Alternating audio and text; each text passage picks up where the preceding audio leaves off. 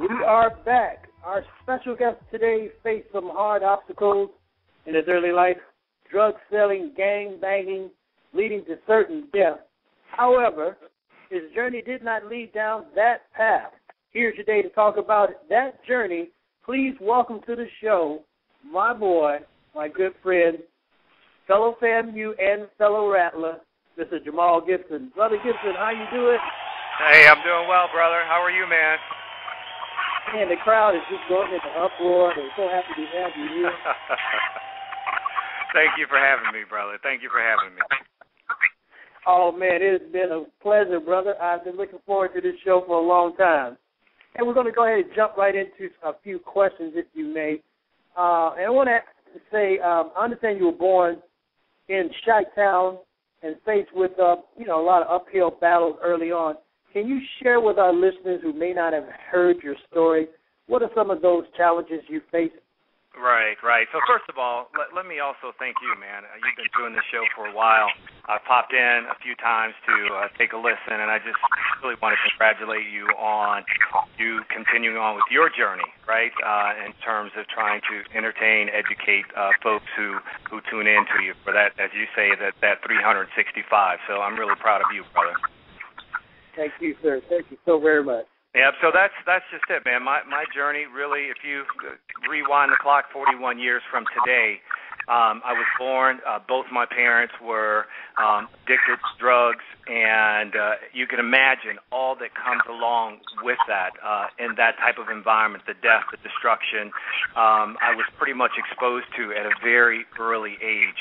And just about everybody in my family were really impacted by drugs. Either they themselves were on drugs, they were selling drugs, they either lost their lives because of drugs, they went to jail because of drugs, or they lived a very challenging life because of drugs.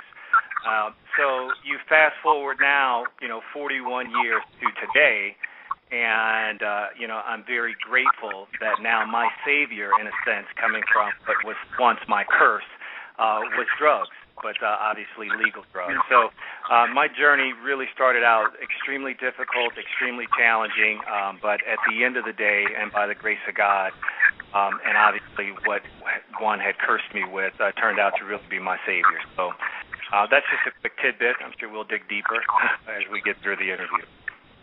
Absolutely. Hey, listen, if you're just tuning in, you are on the conversation, and we are here with best-selling author Jemal Gibson.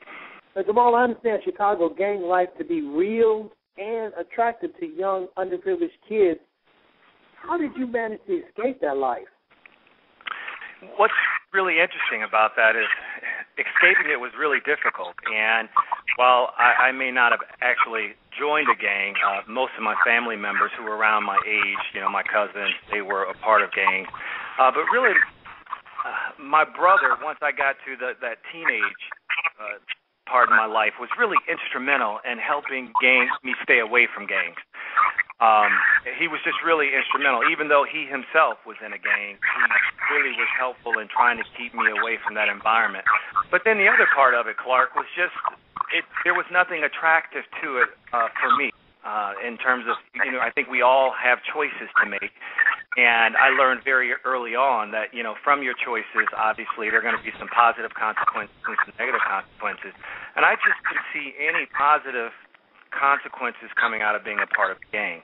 But the unfortunate part about that is when you're growing up in that environment, I was impacted by gangs, either fighting with them, being some type of every single day, questioning what you ride, who you ride with, what you own, why are you wearing that color, why is your hat turned that way, being robbed, you name it. So while I did not join them, I was still severely impacted by them in a negative